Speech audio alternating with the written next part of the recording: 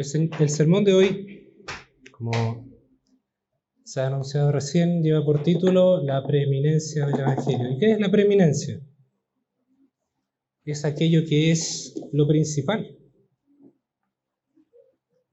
Entre todas las cosas que conocemos, lo principal, lo mayor, lo más importante para nosotros es el Evangelio, porque el Evangelio de Dios es el que nos puede dar vida eterna.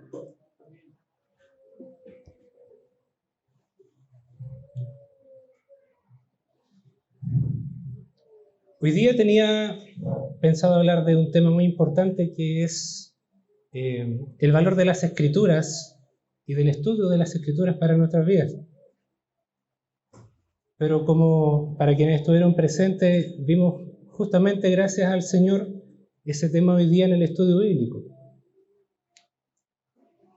Y bueno, toda la semana, y la semana pasada, estuve pensando en esto. Y cada vez que pensaba en el valor de las Escrituras, terminaba pensando en el Evangelio. Mi cabeza estaba permanentemente buscando los textos y me iba al Evangelio. Gracias al Señor entendí que tenía que hablar del Evangelio. Nosotros tenemos que conocer el Evangelio de Jesucristo. Tenemos que oír el Evangelio, leer el Evangelio y predicar el Evangelio. Para algunos podría sonar esto un tema muy básico quizás, pero yo soy testigo, he visto personas que ni siquiera saben qué es el Evangelio. No conocen dónde está el Evangelio. Y no nos referimos a los 4 evangelios, sino al Evangelio. ¿Qué es el Evangelio en la Escritura? Y no digo esto de que parece un tema básico para parecer humilde, sino que cada vez que aprendo más algo acerca de Cristo, más soy confrontado y a la vez soy confortado. Me doy cuenta de cómo fue que Dios obró desde antes de existir nuestra creación, nuestro universo. Dios ya tenía un plan para desarrollar este Evangelio en nosotros. Para comenzar, quisiera ir haciendo unas preguntas que no es necesario que me responda, pero puede pensar en su interior en una respuesta para usted. ¿Alguna vez ha escuchado la frase que Dios tiene un plan maravilloso para tu vida? Déjame decirte, hermano, amigo, que esta frase está llevando a la perdición a miles de personas en muchos lugares. ¿Y por qué? Porque con la intención de atraer a la gente, como atrayendo hormigas a la miel, en muchos lugares se les dice: Jesús te dará paz, te va a sanar, te va a dar prosperidad, trabajo y todo lo que quieras. La mayoría de nuestros planes generalmente están relacionados con dinero. Y muchas veces hemos escuchado que el dinero no compra la felicidad. ¿Cierto? Nada se puede comprar, nada de felicidad. Pero yo creo que el dinero hace olvidar la infelicidad a muchas personas. Por ejemplo, los que aman el dinero. Si yo amara el fútbol o se me apasionara el fútbol, por ejemplo, podría yo amar estar en el estadio. O si yo amara los autos, las joyas, los caballos, o comprarme cosas. Con dinero podría resolverlo. Cualquier cosa podría ser alcanzable si yo tuviera mucho dinero, cosas físicas. Y a veces he escuchado personas que dicen, cuando ven a una persona rica, un millonario, pasar en un Ferrari, y que dicen: pobre, debe estar tan vacío, a pesar de sus riquezas, deben ser tan infelices. Lo cierto es que ellos se llenan con cosas materiales y son felices por un tiempo. Y ese es el plan maravilloso que ellos tienen para su vida, pero no es el plan para nuestras vidas. Porque ese plan lleva a las personas directo al infierno. Ahora le haré otra pregunta. ¿Te consideras a ti mismo una buena persona?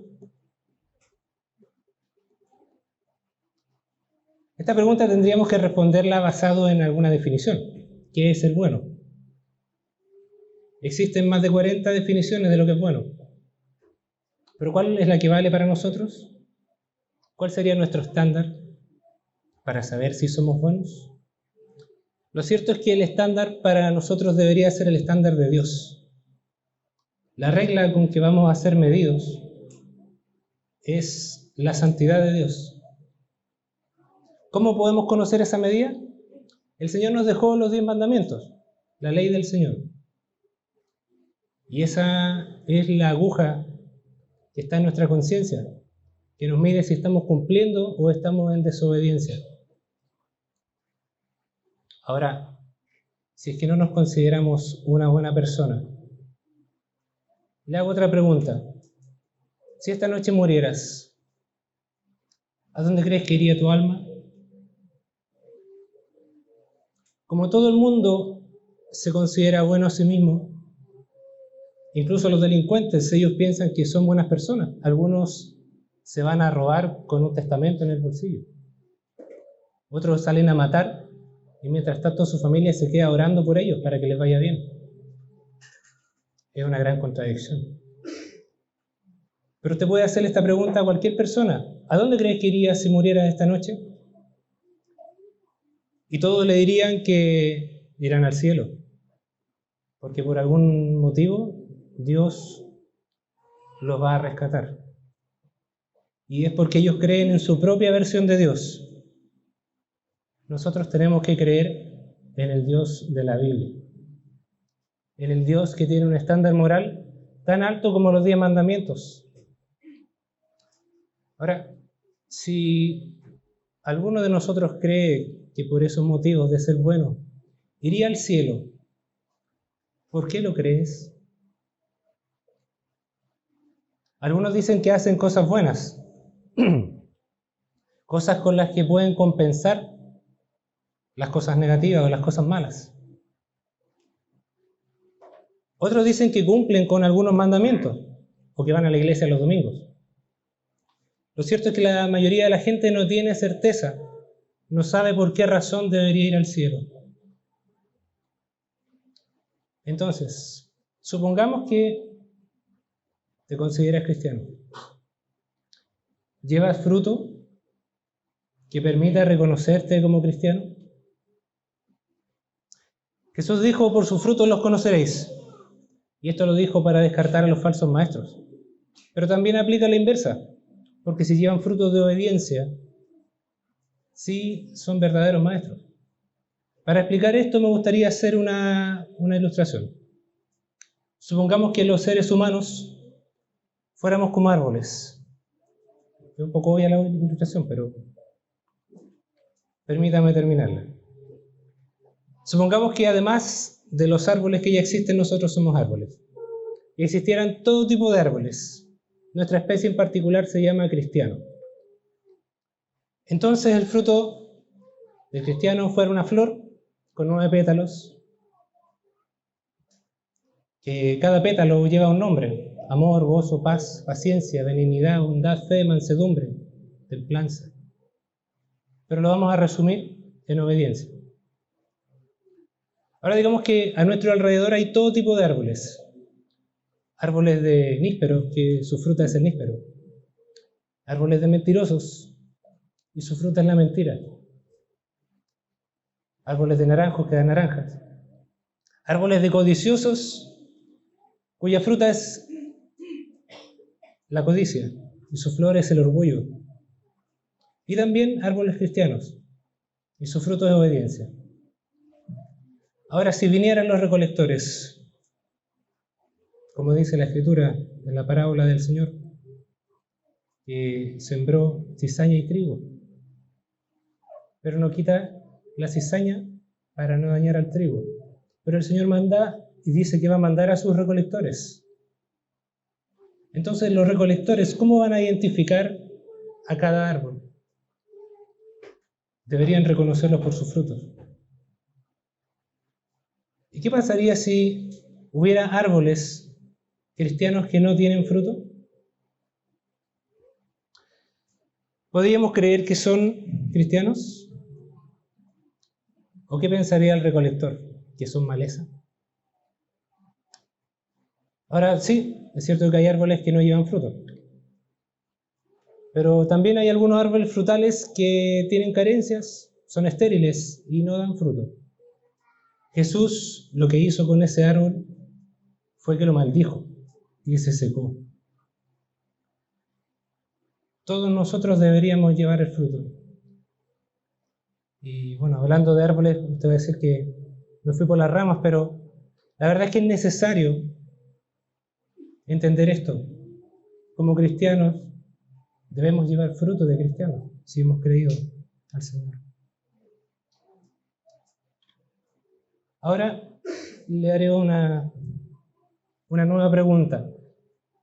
Si tú eres salvo y tú sabes que irás al cielo, ¿estás compartiendo tu fe? ¿Sabes cuál es la gran comisión? Supongamos que estamos a 26 de febrero del año 2010. No sé si se acuerdan, algunos no nacían todavía, pero en esa época ocurrió el terremoto del 27 de febrero. Pero estamos a 26.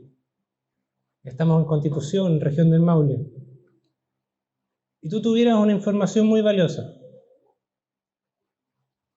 Tienes certeza de que viene un terremoto devastador. Va a morir mucha gente.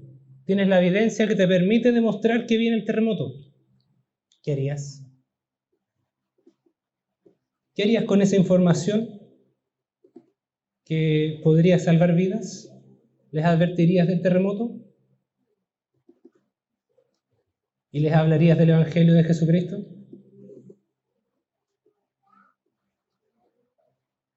Segunda de Timoteo 1, 8 al 9 dice: Por tanto, no te avergüences de dar testimonio de nuestro Señor, ni de mí, preso suyo, sino participa de las aflicciones por el Evangelio según el poder de Dios, quien nos salvó y nos llamó con llamamiento santo, no conforme a nuestras obras. Esto quiere decir que el Señor no nos llamó por el valor de nuestras obras. Dice, sino según el propósito suyo y la gracia que nos fue dada en Cristo Jesús antes de los tiempos de los siglos. En esta parte, y como al principio quería hacer una pregunta que es como de catecismo. Catecismo no viene del catolicismo. Catecismo viene de una palabra griega que es catequeo, que significa enseñar oralmente. Le hago una pregunta y usted me responde. Pero esta pregunta es, ¿dónde encontramos el Evangelio en la Escritura? ¿Sabe dónde está el Evangelio? ¿Sabe qué es el Evangelio?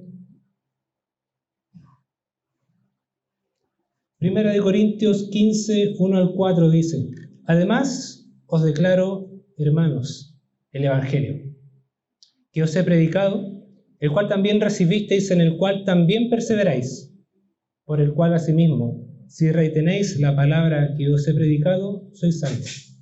Si no, creísteis en vano. Porque primeramente os he enseñado lo que asimismo recibí, que Cristo murió por nuestros pecados conforme a las Escrituras, y que fue sepultado, y que resucitó al tercer día conforme a las Escrituras. Esto, mis hermanos, es el Evangelio. Cristo murió por nuestros pecados, como estaba escrito, y resucitó, como estaba escrito. Y esa es la buena noticia para nosotros. Evangelio significa buena noticia. Entonces ahora, si volvemos a la primera pregunta, ahora que conoces el Evangelio, ¿crees que consiste en que Dios tiene un plan maravilloso para tu vida? ¿Es esto lo que podríamos ofrecerle a la gente para sus vidas? ¿Un plan maravilloso? Dios tiene un plan terrible para tu vida.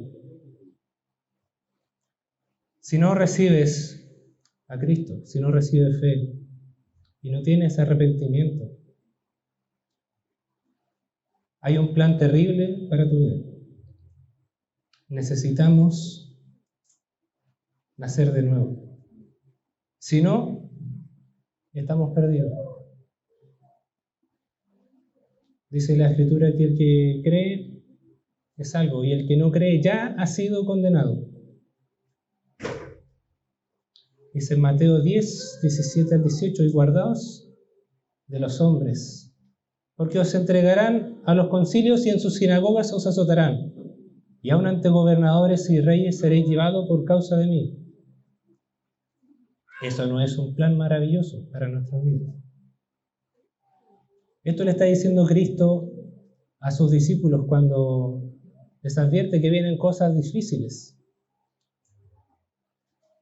En el versículo 22 dice: y seréis aborrecidos de todos por causa de mi nombre. No penséis que he venido para traer paz a la tierra. Y esto lo estaba diciendo Cristo. No he venido para traer paz sino espada. El que haya su vida la perderá. Y el que pierde su vida por causa de mí la hallará, dice el versículo 39. Jesús no les dice a sus seguidores que irán de victoria en victoria como cantan en algunos lugares. Esto no quiere decir que Dios no nos dé victoria. Lo que pasa es que tenemos que tener una perspectiva eterna de la victoria. La victoria es hacia la eternidad. Nosotros estamos perdidos, derrotados, muertos. Pero Cristo venció la muerte y venció el efecto del pecado en nuestras vidas. Por eso tenemos victoria. Esa es la victoria que nos da el Señor. Los primeros cristianos fueron crucificados, encarcelados, decapitados, quemados, azotados hasta morir.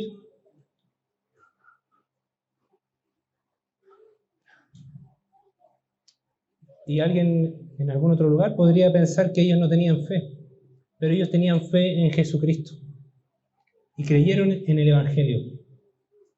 Esto les trajo paz y una perspectiva eterna de la victoria. Ellos fueron bautizados con el Espíritu Santo. ¿Y usted ha sido bautizado con el Espíritu Santo? Si es creyente, lo ha sido. Si no es creyente, no lo ha sido. Y necesitas a Cristo. Y necesitas creer. Ahora le vuelvo a preguntar, ¿te consideras una buena persona?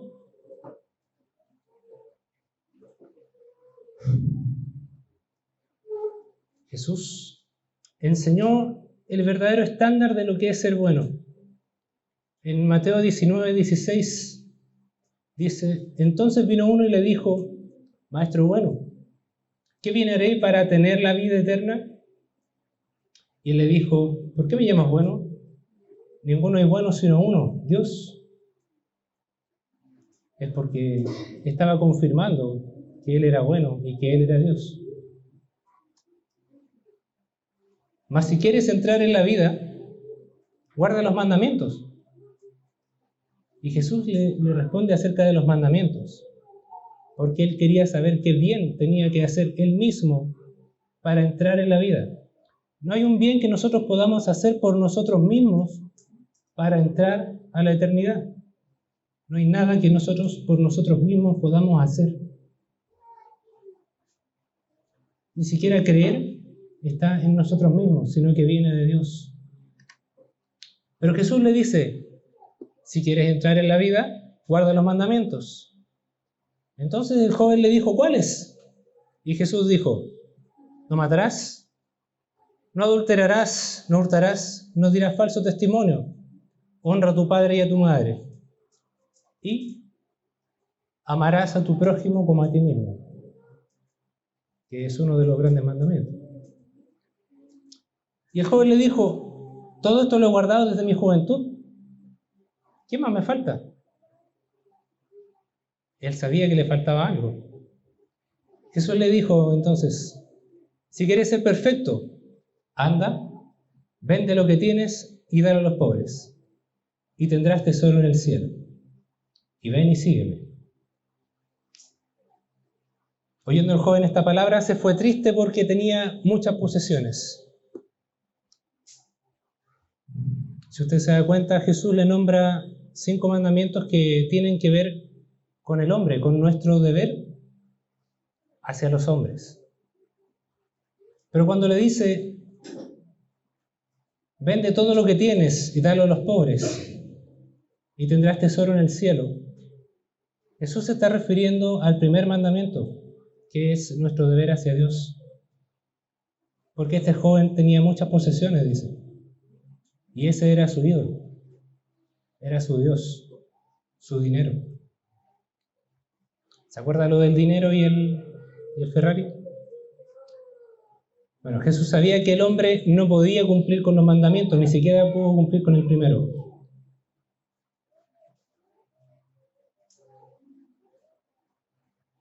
Jesús le pone enfrente el primer mandamiento: no tendrás dioses ajenos. Pero este joven amó más sus riquezas que a Dios, y lo tenía enfrente. Algunos sugieren que este era un joven piadoso, ya que el Evangelio de Marcos dice: Jesús, mirándole, le amó. Pero ni por piadoso que sea, ninguno de nosotros. No hay quien pueda guardar los mandamientos ni ganar la vida. Y esto es por causa del estado de depravación en el que se encuentran nuestros corazones. Cuando hablamos de corazón del hombre, no hablamos del músculo, sino que hablamos de la mente. Porque dice que de ahí vienen las pasiones desordenadas, los malos pensamientos. Ahí nacen los pecados, en nuestra mente. Si el corazón de este hombre hubiese sido perfecto, como él quería demostrar, y decía que había guardado toda la ley, entonces él habría hecho lo que Jesús le dijo. Pero Jesús hizo esto para demostrarle que él no podía alcanzar la vida con sus propios medios. Así que, hermanos, amigos, quienes nos visitan, no te engañes. Si te comparas con este joven rico, probablemente también piensas que ha guardado la ley o parte de ella. Y aun si has sido alcanzado por el Evangelio, tampoco somos capaces de guardar toda la ley. Por eso es que necesitamos cada día la gracia del Evangelio y la obra del Espíritu Santo transformando nuestras vidas. Dice en Romanos 10:5, porque de la justicia que es por la ley, Moisés escribe así: el hombre que haga estas cosas vivirá por ellas. El que quiera vivir por la ley, también morirá por la ley. Esto quiere decir que si queremos valernos por nuestra capacidad de guardar la ley, no se espera solamente la muerte y la perdición, aunque nos duela pensarlo. Por otro lado, está el arrepentimiento y la fe. Y esta es la forma en que un cristiano muestra el arrepentimiento a su Salvador. No es con una oración guiada. No es con alguien diciéndote, repite estas palabras conmigo y serás salvo. Eso no es sincero, eso no viene de tu corazón. Sino que es con un corazón conmovido por su propio pecado, con lucidez, no con una danza sin sentido, sino con un sentido de culpa y de convicción, convencido de su propio pecado y sintiendo y reflejando su propia quiebra espiritual. Estamos en quiebra espiritualmente ante Dios. ¿Alguna vez alguien pensó, o sentiste que el dinero no te iba a alcanzar para llegar a fin de mes? ¿Sentiste aflicción? ¿Sentiste una angustia? Imagínate sentir eso por un periodo muy prolongado, años, sintiendo angustia y preocupación porque sabes que no llegas a fin de mes con tu dinero, con tus cuentas.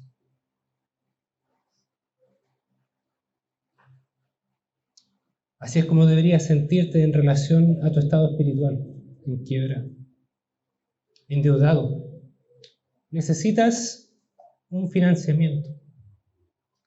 Uno tan grande que tampoco tienes medios para devolverlo. No somos capaces de pagar por la deuda que nosotros debemos a Dios. Pero necesitamos urgentemente hacerlo. Y la forma como un creyente debería dirigirse a Dios en arrepentimiento es como lo hace David. Salmo 51.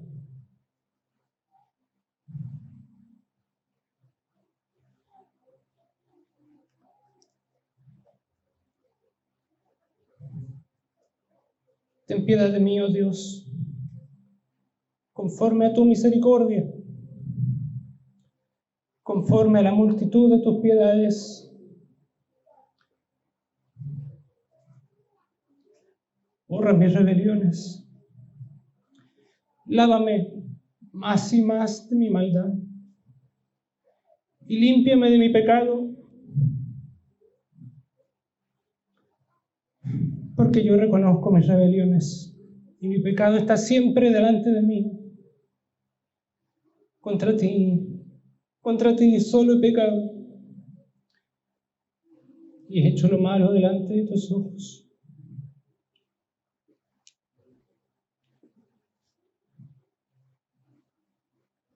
Entonces, si esta noche murieras, ¿a dónde crees que irías? ¿A dónde iría tu alma? Santiago 4:4 dice: oh almas adúlteras, ¿no sabéis que la amistad del mundo es enemistad contra Dios? Cualquiera pues que quiera ser amigo del mundo se constituye enemigo de Dios. Todos, según su propio criterio, dicen ser buenos. Y hasta los peores delincuentes creen que por alguna razón irán al cielo. Y es nuestro deber también hacerle ver a cualquiera que podamos que no están en el camino al cielo, sino al infierno. Que no son amigos de Dios, sino enemigos mientras no sean redimidos.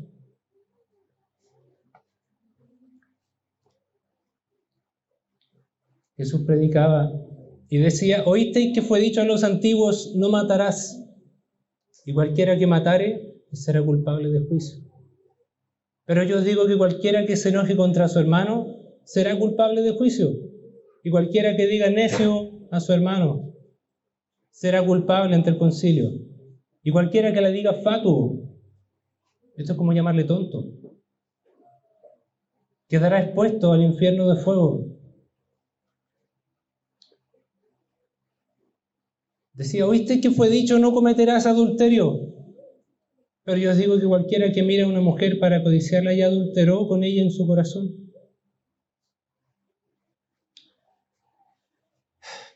¿Acaso, hermanos, no hemos cometido todos estos pecados delante de Dios?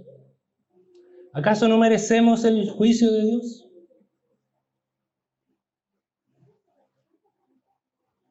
¿Crees que necesitas recordarlo? ¿Y crees que el mundo necesita escuchar? ¿No irán al cielo porque crean sinceramente en algo? Si yo sinceramente y creyendo que me lanzo de un 10º piso voy a caer de pie y no me va a pasar nada, sinceramente voy a quedar como sopaipilla en el suelo.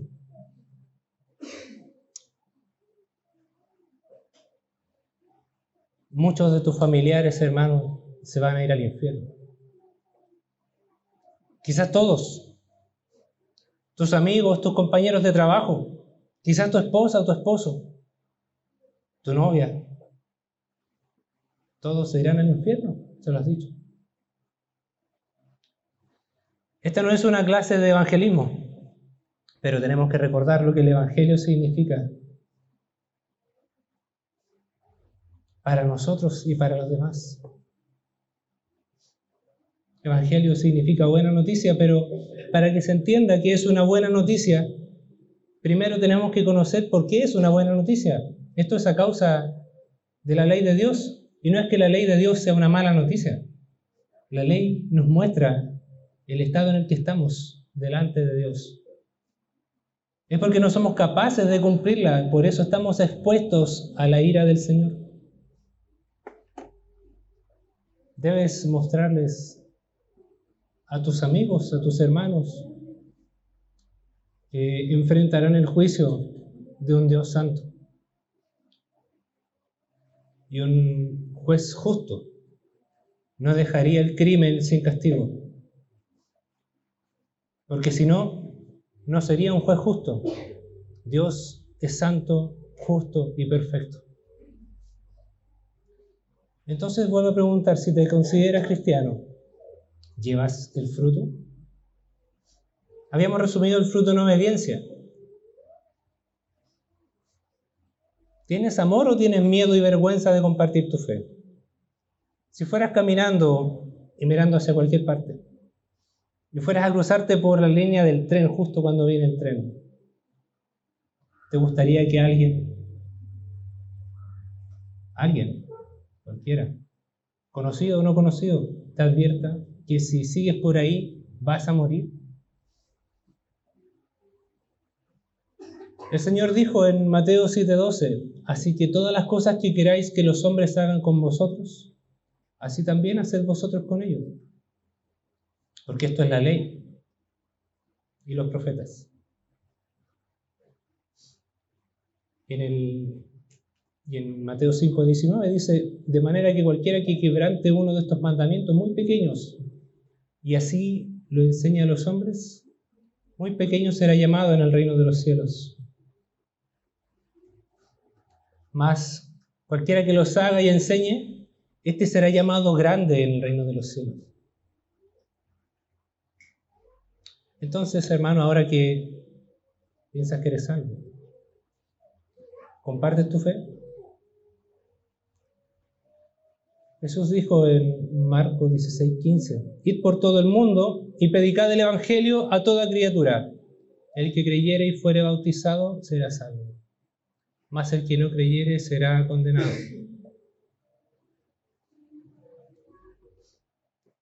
Entonces, hermano, recuerda que así como el joven rico, nosotros no somos capaces de alcanzar la vida.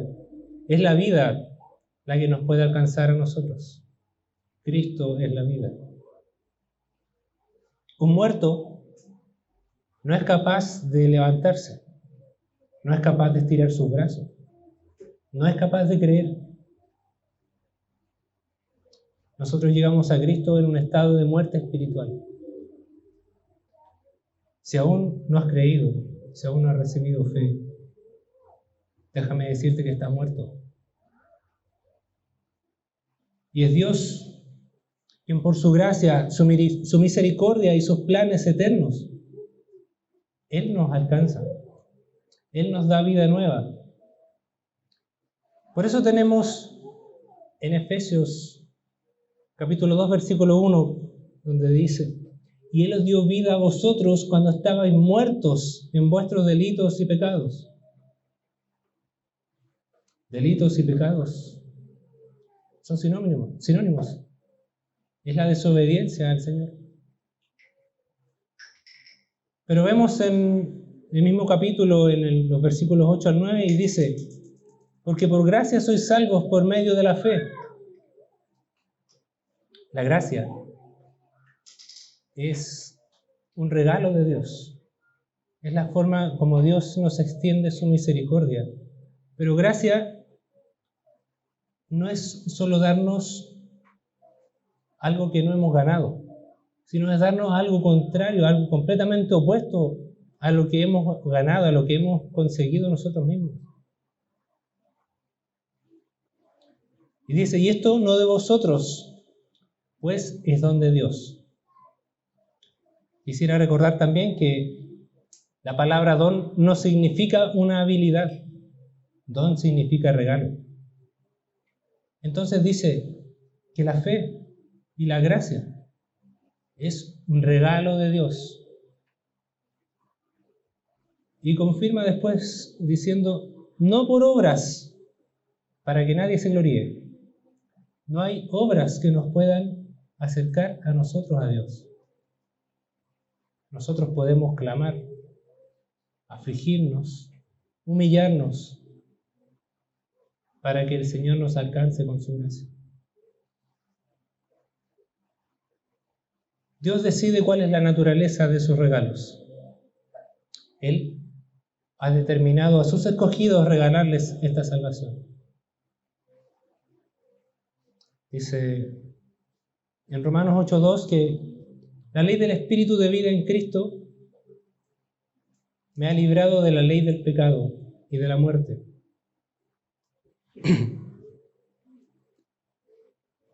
La ley del Espíritu de vida es la vida de Cristo que nos da este rescate. Y dice que nos ha librado de la ley del pecado, que es la ley que nos condena. Solo por la justicia de Cristo podemos nosotros recibir esta salvación. Cristo nos ha librado de la ley. La ley nos ata al pecado y nos condena.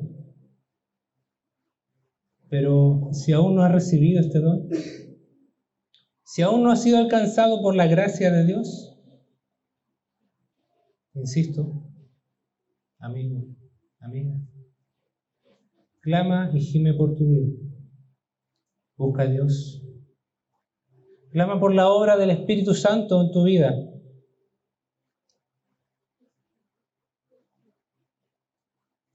Y que el Señor te rescate de la muerte, de la ira, de la perdición eterna. Que Dios tenga misericordia de nosotros. Oremos.